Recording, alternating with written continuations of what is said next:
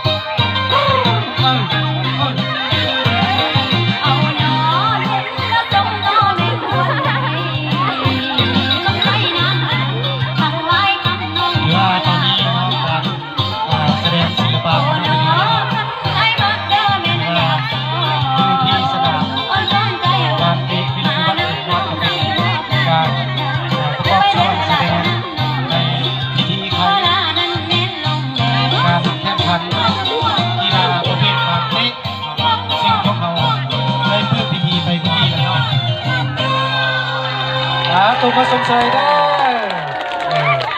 ถือว่าศิลปะประจำสโมสรที่เทลุกูบ้านเกิดเนาะซึ่งมาเคย